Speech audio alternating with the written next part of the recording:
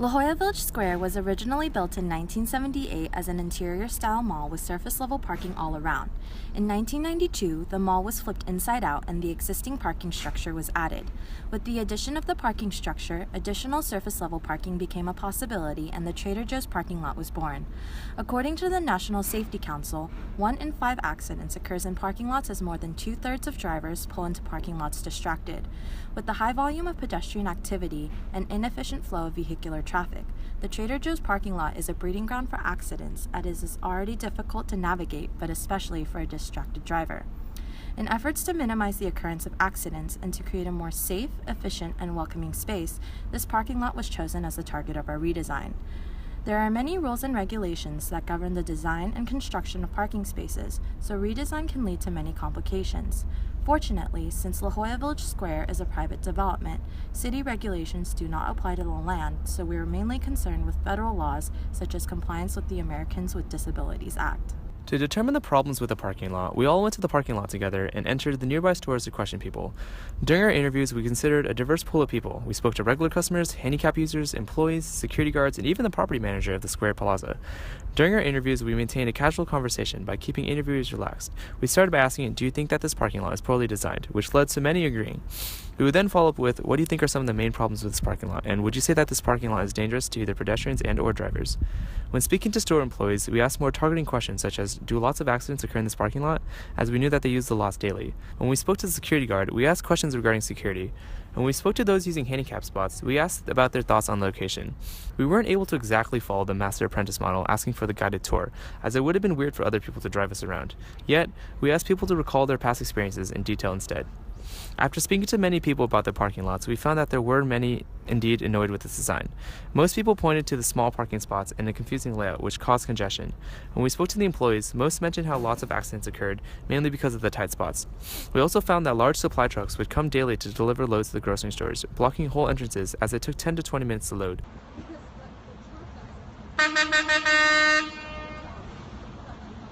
In addition, we went around the area and made our own observations. We found that the two-way lanes caused a lot of confusion among drivers. We also saw that many of the arrows on the ground were faded and several of the cars would accidentally turn into the wrong lanes. There was also an underground parking lot which was not too well labeled, or used for that matter. There was a sign that signified where it was, but it was really small. Likewise, its entrance was on the other side of where most traffic occurred. Ultimately, all these things contributed to the poor design of the parking lot. Through our data collection process, both in our interviews and in our own personal observations, it was becoming clear to us just how many problems there are with the parking lot. We started creating a list of all the areas in the parking lot that can create potential errors with the idea in mind that we were going to create a redesign that perfectly solves each problem individually. We decided that before getting into any redesign ideas, it was essential for us to identify exactly where the errors occur as well as why they take place. One of the first things we noticed when surveying the parking lot was that there are huge cement planters placed between parking spots intermittently throughout the lot. Not only do these planters take up space, they also cause slips to frequently occur as drivers bump into them really often while attempting to park. The cement of each of the planters is heavily chipped and dented from cars running into them, and they also take up space in the parking spot itself, resulting in the back of the car protruding into the lane, which causes congestion for other cars passing by. We decided to stake out the stop sign that nobody stops at, and after waiting there for just a few minutes, we saw multiple people run through it without stopping. The reason so many people committed this mistake is because the stop sign is placed directly in front of a speed bump, so there are two separate signifiers for slowing down the car. It would be difficult to get over the speed bump if the car had come to a complete stop just before it, so most cars simply roll through. Those problems were just the tip of the iceberg in terms of how many examples of poor design we encountered. Other problems we found include the inability for large trucks to freely maneuver around the lot, handicapped parking spots that are really far away from any of the stores, traffic signs that are poor signifiers because they are difficult to see, the entrance and exit to the underground parking are poorly signified and the entrance is far away from the popular stores in the lot, the exit sign for the parking lot has way too much information for a driver to safely read while driving, which means it is easy for a mistake to occur when the driver is trying to figure out how to exit the lot or where particular stores are in the complex. The errors go on and on. We ended up with a wide and highly diverse list of errors that occur in the parking lot, as well as some examples of truly bad design.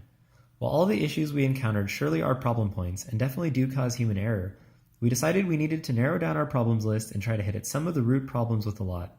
By and large, the main complaint we got about the parking lot from our interviews was that the traffic does not flow well through the lot, causing congestion and an overall frustrating parking experience. What we realized is that a lot of our problems seemed individual and separate from each other on the surface, but the root of most of them comes down to how they limit the flow of traffic through the lot. So we decided we would narrow down our entire list of errors and try to concisely and accurately assess how we could make traffic flow better through the lot, rather than try to fix all of our errors individually. So in our error analysis, we found a host of issues with the parking lot, as Nathan mentioned. And despite the broad potential for improvement on a lot of fronts for this parking lot, we saw an opportunity to zero in on the fundamental cause of many of these issues we encountered, and that is traffic circulation or traffic congestion. And we believe that by reducing the congestion will reduce the opportunity for error, and user experience will improve dramatically.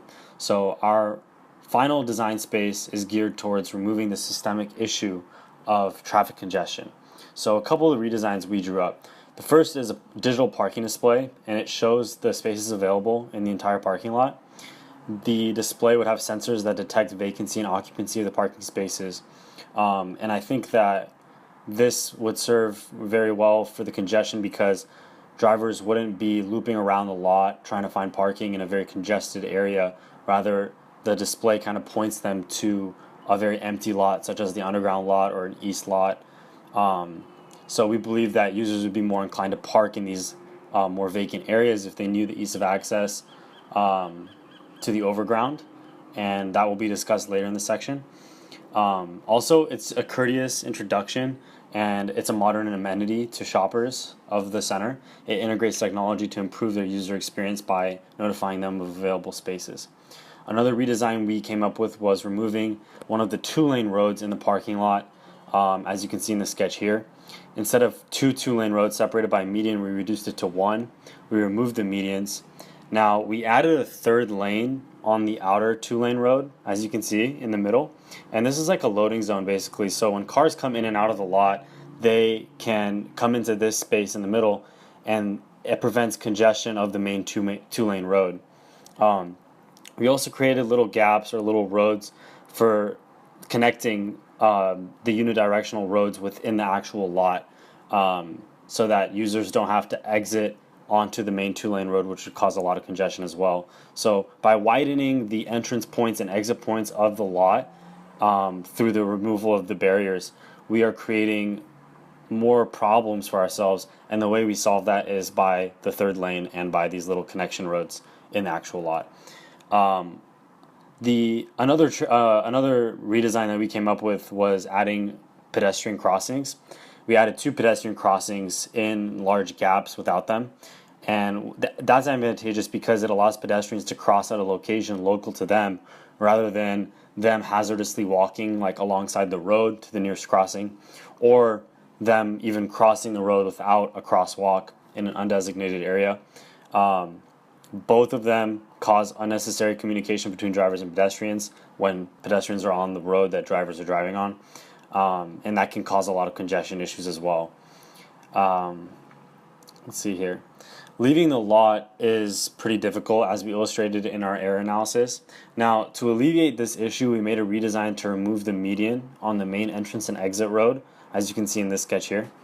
Now, this allows drivers at the back end of the lot to make a left and leave the shopping center immediately, versus them making a right turn, driving to the T intersection, which is our main point of congestion, and making a U-turn. So our redesign, it reduces congestion by allowing drivers to leave immediately, and it avoids unnecessary congestion at this T, where 3 points of traffic meet. Another redesign that we came up with, it was just a better sign for the underground lot. A lot of the users we came across did not even know that an underground lot existed, or they didn't know how to enter it. So we figured a way to educate drivers was to have a more distinguishable signifier for the lot. We came up with a couple of redesign ideas, and you can see those here. On the issue of pedestrians on the roads, the pedestrian sidewalk along the storefronts, they are wide enough for only 1 to 2 people to fit shoulder to shoulder. So in our observations, we saw users move onto the road instead of waiting for oncoming pedestrians to pass. Now, this is also an issue for congestion because it holds up traffic when pedestrians walk on the road, like we mentioned before. So we decided to widen the walkway of the pedestrian lot